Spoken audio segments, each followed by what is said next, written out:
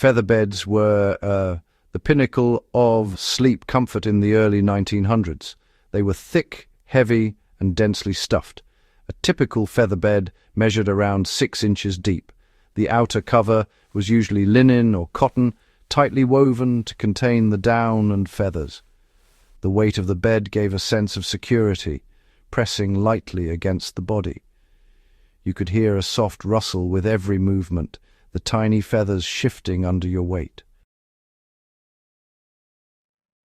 The feathers themselves were mostly goose down. They were fine, soft, and resilient. Some feathers retained quills, which added subtle firmness. When pressed, the down compressed slightly but rebounded quickly. This combination allowed for both cushioning and support. Sleeping on one felt like sinking into a dense cloud that molded precisely to your body shape. Featherbeds were layered over straw or horsehair mattresses. The base mattress provided firmness and structure. Straw gave a slight bounce. Horsehair added durability. The featherbeds softened the surface, creating a balanced sleep platform. You could remove or add featherbeds depending on the season. In winter, 2 or 3 layers were common, providing insulation as well as comfort. The sound environment of a featherbed was unique. Rustling feathers, a soft creak of the base mattress, and a faint sigh of linen covers combined into a subtle auditory texture. Nighttime movements produced gentle shuffles rather than hard squeaks. This quietness contributed to a deeper sleep. You could sense the presence of the bed without feeling constrained. Featherbeds were, often custom stuffed. Households would collect feathers over many months. The larger down clusters were placed in the center for loft, while the smaller, stiffer feathers went near the edges to help maintain the shape.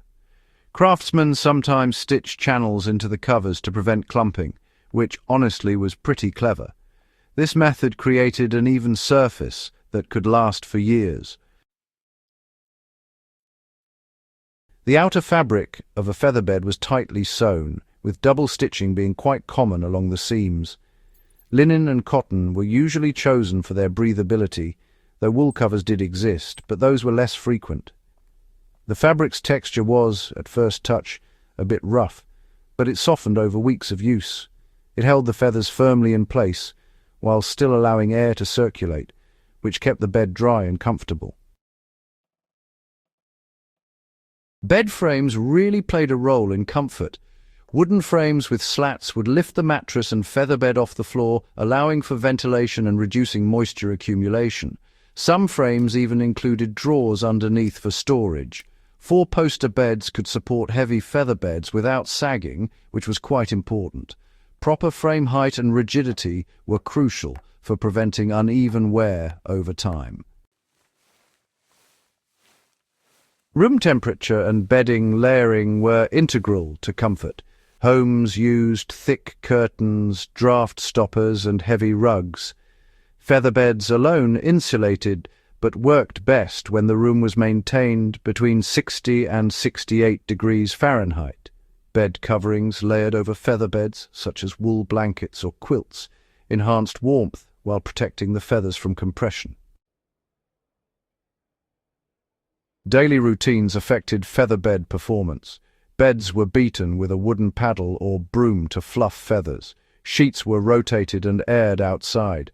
Moisture from body heat and night sweating was dispersed. Regular maintenance prevented clumping and uneven support. A well-kept featherbed maintained its loft for decades. Featherbeds adapted to body shape. Pressure points like shoulders, hips, and knees sank slightly into the down. This prevented tossing and turning. The resilient core of feathers returned to position, maintaining overall bed shape. Users reported less back stiffness and more restful sleep. The sensation was tactile and responsive, unlike rigid mattresses of the era. The visual appeal of featherbeds, really contributed to their use. Thick, puffy layers created a sense of abundance in a bedroom. Linen covers were either plain or sometimes embroidered with simple patterns. Feather beds would often peek from under sheets, signaling both comfort and status. The heft of a feather bed gave the room a grounded appearance. For survivalists, featherbeds actually demonstrate historical approaches to insulation and ergonomics. Layers could be adapted using straw, hay, or even local down sources. The principle of combining a firm base with a soft, responsive top still remains practical today. In harsh environments, replicating this method improves warmth and restfulness. Historical featherbeds also provide, some insight into household labor. Maintaining them required daily attention. Fluffing, airing, and repair were common tasks. These routines ensured long-term performance. Featherbeds were not passive items. They really demanded interaction and respect. Transport and storage were, important considerations. Featherbeds were bulky, but actually quite compressible when rolled. When not in use, they could be hung or folded, which made things a bit easier. Still, air circulation remained necessary to prevent mustiness. Travelers at times carried lightweight, feather-filled pads for comfort in inns or temporary shelters. This kind of portability really demonstrates some early solutions to mobile comfort. Modern applications, they can certainly learn from featherbeds. Layering soft insulating material over a firm base is still an effective approach. Fluffing and rotation help preserve the structure you see. Choosing breathable fabrics prevents moisture accumulation.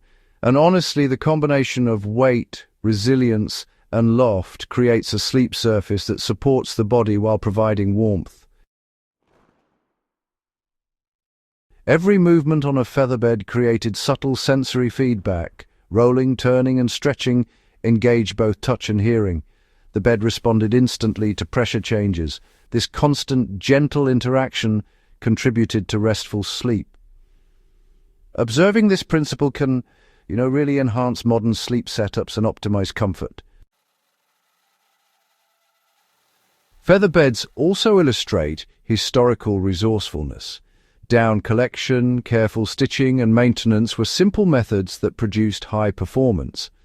Understanding the logic behind these practices provides practical knowledge for anyone interested in, historical or survivalist living. In conclusion, the 1900s featherbed was a sophisticated tool.